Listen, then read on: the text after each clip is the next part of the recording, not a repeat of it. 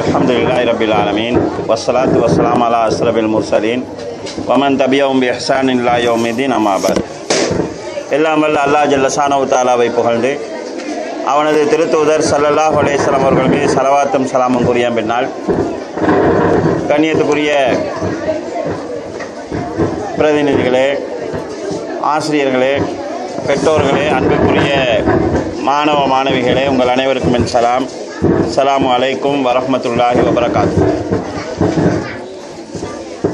2015 அஹதியா மாணவர்களை ஒருங்கிணைத்துக் கொள்வதற்காக நடைபெறக்கூடிய நிகழ்ச்சி இது. அரபு மொழியிலே யௌமுல் அஹத் என்று சொன்னால் ஞாயிற்றுக்கிழமை என்பது அர்த்தமாகும். பாடசாலை விடுமுறை தினத்தை மார்க்க கல்வியை கற்றுக் கொடுக்கிறதுக்காக பயன்படுத்த வேண்டும் என்கிற நோக்கிலே இந்த அஹதியா வகுப்புகள் ஒருங்கிணைக்கப்பட்டிருக்கிறது. உண்மையில் இன்று உலகத்திலே நடைபெறக்கூடிய பெரிய பெரிய தவறுகளை யார் செய்கிறார்கள் என்று கேட்டால், ஏதாவது ஒரு துறையிலே நன்றாக படித்தவர்கள் தான் செய்கிறார்கள். எனவே தான் உலகத்திலே கல்வியை மாத்திரம் கொடுத்தால் போதாது, ஆன்மீகத்தையும் சேர்ந்து கொடுக்க வேண்டும். அந்த ஆன்மீக கல்வி மூலமாகத்தான் தவறுகளிலிருந்து மக்களை காப்பாற்ற முடியும் என்கிற ஒரு மனநிலை உருவாகி இருக்கிறது. இந்த அடிப்படையில் தான் ஆன்மீக கல்வி, அது என்ன மதம் சார்ந்ததாக இருந்தாலும் பரவாயில்லை, மாணவர்களுக்கு கொடுக்கப்பட வேண்டும் என்று எதிர்பார்க்கப்படுகிறது. அதை நிறைவேற்றக்கூடிய ஒரு அமைப்பாகத்தான் இந்த அஹதியா பாடசாலைகள் இருக்கிறது. பொதுவாக சனி ஞாயிறு ஆகிய இந்த 2 தினங்களும் தாய்மார்களுக்கு பெரும் தலையீடியை கொடுக்கக்கூடிய நாட்கள். ஏனென்றால் வீட்டிலே பிள்ளைகளை வைத்துக்கொண்டு எப்படி சமாளிப்பது என்கிறது ஒரு பெரும் பிரச்சனை. அந்த பிரச்சனையை தீர்க்கிற ஒரு வழியாக மாத்திரம் இல்லாமல் அந்த லீவு நாளை நல்ல முறையிலே வழிநடத்தக்கூடிய ஒரு இடமாகவும் இந்த அகதியா இருக்கிறது. இந்த இடத்திலும் அதிகமாக தாய்மார்கள் தான் இருக்கிறீர்கள். பிள்ளைகளுடைய மார்க்க விஷயத்திலும் கல்வி விஷயத்திலும் தந்தைமார்களை விட உண்மையிலே தாய்மார்கள் தான் அதிகமாக அக்கறை செலுத்துகிறீர்கள். நாம் இஸ்லாமிய வரலாறை எடுத்து பார்த்தால் பெண்களூடாக வளர்க்கப்பட்ட எத்தனையோ அறிஞர்களை நாம் பார்க்கலாம். இஸ்லாத்தினுடைய சட்டத்துறையை எடுத்தால் இமாம் ஷாபியினுடைய பெயரை சொல்லாத ஒரு பகுதியை நாம் பார்க்க முடியாது. இமாம் ஷாபி ரஹ்மத்துல்லாஹி அவர்கள் அவர்களுடைய தாயினால் உருவாக்கப்பட்ட ஒரு மாமேதையாக இருக்கிறார்கள். இதே போல நாம் ஒரு பயானை செய்தால் அல்லது ஒரு புத்தகத்திலே ஒரு பக்கத்தை எழுதினால் இமாம் புகாரியினுடைய பெயரை சொல்லாமல் எங்களால் எழுத முடியாது என்கிற அளவுக்கு அவர் தொகுத்த ஹதீஸ்கள் பாவிக்கப்படுகிறது. இமாம் புகாரி ரஹ்மத்துல்லாஹி அவர்களை பொறுத்தளவில் தந்தை இல்லாத ஒரு அனாதை. அவர் தந்தை இல்லாமல் தாயினால் வடிவமைக்கப்பட்டவர். இதே போல இஸ்லாமிய வரலாற்றிலே ஃபிக்ஹ் என்றாலும் சரி, தப்சீர் என்றாலும் சரி, அகீதா என்று சொன்னாலும் சரி, மன்திக் என்று சொன்னாலும் சரி, பிலோசோபி என்று சொன்னாலும் சரி, எந்த துறையை எடுத்தாலும் இமாம் இப்னு தைமியா என்ற ஒருவருடைய பெயர் சொல்லப்படும். அவர் 500க்கும் மேற்பட்ட புத்தகங்களை எழுதியிருக்கிறார்.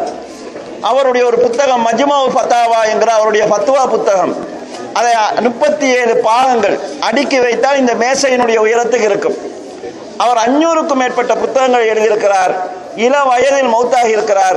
அவருடைய பேர் என்ன என்கிறது பெரும்பாலானவங்களுக்கு தெரியாது. அவருடைய பேர் அஹ்மத் என்கிறது. அவருடைய வாப்பாவுடைய பேர் என்ன என்பதும் தெரியாது. இப்னு தைமியா என்று அவர் அழைக்கப்படுகிறார். தைமியா என்றால் ஒரு பொம்பளையுடைய பேர். தைமியாவின் மகன் என்பது என்னுடைய அர்த்தம். இந்த தைமியா என்கிற பொம்பளை யாருன்னு கேட்டால் அதாவது இவருடைய வாப்பம்மா. அவங்களுடைய வாப்பம்மா மார்க்கத்தை போதிக்கக்கூடிய ஒரு பெண்ணாக இருந்தார்கள். அதனால் இவர் சமுதாயத்தில் எப்படி அறிமுகமானார் சொன்னா தைமியாவுடைய மகன் என்று அறிமுகமானார். இன்றைக்கு வரைக்கும் அவர் இப்னு தைமியா என்றே அழைக்கப்படுகிறார்.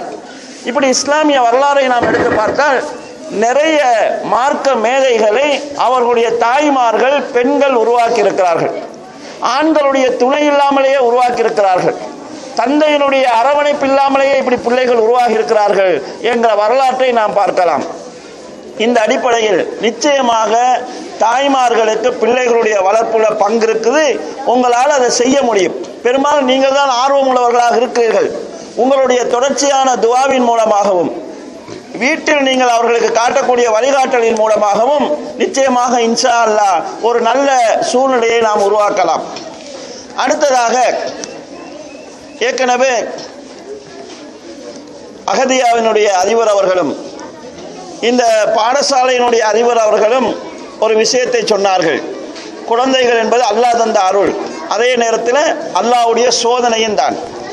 அல் குர்ஆனிலே அல்லாஹ் தஆலா சொல்கிறான், இன்னமா அம்வாலுக்கும் அவுலாதுக்கும் ஃபித்னா, உங்களுடைய செல்வங்களும் உங்களுடைய குழந்தைகளும் உங்களுக்கு ஃபித்னா தான், சோதனை தான். இதில் நீங்கள் ஜெயிக்க வேண்டும் என்பதை அல்லாஹ் தஆலா எங்களுக்கு குர்ஆனில் சொல்லி தந்திருக்கிறான். எனவே இதை ஒரு சோதனையாக ஏற்று, இன்றைக்கு கால சூழல் கஷ்டமானது தான், பிள்ளைகளை நெறிப்படுத்துவதுங்கிறது சிரமமானது தான். ஆனால் இதில் வெற்றி அடைவதுதான் உங்களுடைய மர்மை வாழ்க்கைக்கான வெற்றிக்கான அடிப்படை என்பதை நாம் புரிந்து கொள்ள வேண்டும். அடுத்ததாக, பெரும்பாலும் நாங்கள் கல்வியினுடைய முக்கியத்துவத்தை புரிந்து கொள்ள வேண்டும். எல்லாருக்கும் பிள்ளைகளை படிக்க வைக்க வேண்டும் என்கிற ஆசை இருக்கிறது. ஆனால் அது பிள்ளைகள் சின்ன பிள்ளைகளாக இருக்கிற காலத்தோடு முடிந்து விடுகிறது. இந்த மார்க்கத்தை பொறுத்தளவில் கல்விக்கு கொடுத்திருக்கக்கூடிய முக்கியத்துவத்தை நாம் புரிந்து கொள்ள வேண்டும். ஆதம் அலைஹிஸ்ஸலாம் அவர்களை படைப்பதற்கு முன்னால் அல்லாஹ் தஆலா மலக்குகளிடத்திலே மனிதனை படைக்கப் போவதை பற்றி சொன்ன போது, உலகத்தில் ரத்தம் ஓட்டி சண்டை செய்கிறவர்களையா நீ படைக்கப் போகிறாய் என்று அவர்கள் கேட்கிறார்கள். அல்லாஹ் தஆலா ஆதம் அலைஹிஸ்ஸலாம் அவர்களை படைத்து அவர்களுக்கு எல்லா பொருட்களுடைய பெயர்களையும் கற்றுக் கொடுத்து விட்டு மலக்குகளை பார்த்து சொல்கிறான், நீங்க இந்த பொருட்களுடைய பெயர்களை சொல்லுங்க என்று சொல்கிறான். அப்ப மலக்குகள் சொல்கிறார்கள், லா இல்மலனா இல்லாம அல்லம் தனா, யா அல்லாஹ் நீ எங்களுக்கு எதை சொல்லி தந்தாயோ அது மட்டும்தான் எங்களுக்கு தெரியும், அதை தவிர வேறு எதுவும் எங்களுக்கு தெரியாது என்று சொல்கிறார்கள். பிறகு அல்லாஹ் தஆலா ஆதம் அலைஹிஸ்ஸலாம் அவர்களை சொல்ல சொல்கிறான். ஆதம் அலைஹிஸ்ஸலாம் சொல்கிறார்கள். அதற்கு பிறகுதான் அல்லாஹ் தஆலா ஆதம் அலைஹிஸ்ஸலாத்துக்கு சுஜூத் செய்யுமாறு மலக்குகளுக்கு கட்டளையிட்டான். அதற்கு பிறகுதான் அல்லாஹ் தஆலா ஆதம் அலைஹிஸ்ஸலாத்தை சொர்க்கத்துக்கு அனுப்பினான். கண்ணியத்துக்குரிய சகோதர சகோதரிகளே, இங்கு அல்லாஹ் தஆலா கல்வியின் மூலமாகத்தான் மரியாதை இருக்கிறது, கல்வியின் மூலமாகத்தான் உயர்வு இருக்கிறது என்பதை சொல்கிறான். அல் குர்ஆனிலே இன்னொரு சம்பவத்தை நாம் பார்க்கலாம். இஸ்ரவேல் சமுதாயம் அவர்கள் நாட்டை விட்டு விரட்டப்படுகிறார்கள். அப்போது அவர்களுக்கு ஒரு நபி இருக்கிறார். அந்த நபியிடத்திலே சொல்கிறார்கள், நாங்கள் எங்களுடைய நாட்டுக்கு திரும்ப போறதுக்காக நாங்கள் போராடணும், எங்களுக்கு ஒரு மன்னர் தேவை, எங்களுக்கு ஒரு மன்னரை ஏற்பாடு செய்யுமாறு அல்லாஹ்விடத்திலே பிரார்த்தியுங்கள் என்று அவங்க சொல்றாங்க. அப்ப அல்லாஹ் தஆலா ஒரு மன்னரை ஏற்பாடு செய்கிறான். இன்னல்லாஹ கத் பாஸலக்கும் தாலூத்த மலிகா, தாலூத் என்கிறவரை உங்களுக்கு அல்லாஹ் மன்னராக ஆக்குகிறான் என்று அந்த நபி சொல்கிறார். இந்த தாலூத் என்பவர் பொருளாதார வசதி உள்ளவர் அல்ல, அந்த சமுதாயத்தில் இருக்கக்கூடிய உயர்ந்த கோத்திரத்தை சேர்ந்தவரும் இல்லை. உடனே இந்த மக்கள் சொல்றாங்க, நாங்க தான் வசதியானவங்க, நாங்க தான் உயர்ந்த கண்ணியமான குடும்பத்தை சேர்ந்தவர்கள், இப்படி இருக்கும்போது தாலூத் எப்படி எங்களுக்கு மன்னர் ஆவார் என்று கேட்கிறாங்க. அதுக்கு அல்லாஹ் அந்த நபி சொன்ன பதில் என்ன தெரியுமா? அல்லாஹ் தஆலா அவருக்கு கல்வியிலே அதாவது பக்குவத்தை கொடுத்திருக்கிறான். வல் ஜிஸ்ம், உடம்புலையும் அவர் பலமா இருக்கிறார், காசு இல்லை அவர்கிட்ட, ஆனா அவர்கிட்ட கல்வி இருக்குது, உடல்ல சக்தி இருக்குது, அதனால அல்லாஹ் அவரை மலிக்காக மன்னராக தேர்ந்தெடுத்திருக்கிறான் என்று குர்ஆனில் சொல்கிறான். அப்ப காசு இல்லாதவர், பொருளாதார வளம் இல்லாதவர், உயர்ந்த குடும்ப அந்தஸ்து இல்லாதவர், கல்வி இருக்குது உடல்ல பலம் இருக்குது என்கிற ரெண்டு காரணத்துக்காக மன்னராக அல்லாஹ்வால் நியமிக்கப்பட்டார் என்று எங்களுக்கு குர்ஆன் சொல்கிறது. இன்றைக்கு நாங்க பார்க்கலாம், உலகத்தில் வாழ்ந்த எத்தனையோ மன்னர்களுடைய பெயர்கள் எங்களுக்கு தெரியாது, ஆனால் மார்க்க மேதைகளுடைய பெயர்களை நாங்கள் இன்றைக்கு வரைக்கும் சொல்கிறோம். அவர்களுக்கு ரஹிமஹுமுல்லா, அல்லாஹ் அருள் செய்ய வேண்டும் என்று பிரார்த்தனையும் செய்கிறோம். அப்ப அவங்களுடைய ஆட்சி அதிகாரத்தை விட அந்த அறிஞர்களுடைய கல்வி தான் இன்றைக்கு பிரதானமாக பார்க்கப்படுகிறது. இந்த ஒரு அடிப்படையும் எங்களுக்கு குர்ஆன் சொல்லி தருகிறது. ரசூல் ஸல்லல்லாஹு அலைஹி வஸல்லம் காலத்திலே சாலிம் என்று சொல்லக்கூடிய ஒரு இளைஞர் இருந்தார். அவர் சின்ன வயசுல அவரோட வாப்பா யாருங்கிறது தெரியாது. சின்ன வயசுல அபூ உதைபா என்ற ஒருவர் அவரை தன்னுடைய பிள்ளையாக வளர்ப்பு மகனாக வளர்த்து வந்தார். மார்க்கத்தில் ஆரம்பத்தில் அப்படி சட்டம் இருந்தது, பிறகு அல்லாஹ் தஆலா அதை மாற்றினான், வளர்ப்பு பிள்ளைய சொந்த பிள்ளைன்னு சொல்லக்கூடாது. அதற்கு பிறகு அந்த சாலிம் என்கிறவருடைய வாப்பாவுடைய பேர் தெரியாது என்கிறதுனால சாலிம் மௌலா அபூ உதைபா, அபூ ஹுதைபாவின் அடிமை சாலிம் என்றுதான் வரலாற்றில் அவர் அழைக்கப்படுகிறார். வாப்பாட பேர் தெரியாத ஒரு புள்ள. இஸ்லாத்தில் அவருக்குள்ள மரியாதை என்ன தெரியுமா?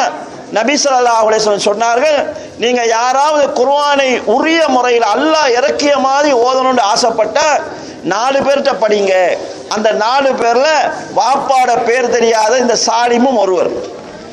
உமர் ரலியல்லாஹு அவங்க இருந்த சபையில சாலிம் என்கிற இந்த இளைஞர் மக்களுக்கு தொழுகை நடத்தி இருக்கிறார்.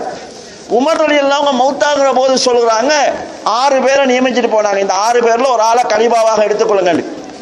உமர் ரலியல்லாஹு அவங்க மௌத்தாகிற போது சொன்னார்கள், சாலிம் என்கிற அந்த இளைஞர் உயிரோடு இருந்தால் நான் யாரையும் இல்லாமல் அவரே கலீஃபாவாக நியமித்து விட்டு போவேன் என்று சொன்னாங்க. இவ்வளவுக்கும் அவருக்கு வாப்பா யாருன்னு தெரியாது, தந்தை பேர் தெரியாத ஒரு பிள்ளையாக இருந்தாலும் குர்ஆனுடைய கல்வி இருக்கிறது என்ற காரணத்தினால் அவர் உயிரோடு இருந்தால் எனக்கு பிறகு அவர்தான் கலீஃபா என்று சொல்கிறார்கள்.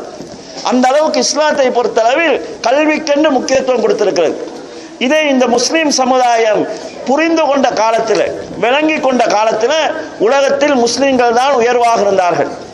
கல்வியை விட பொருளாதாரம் தான் பெருசு.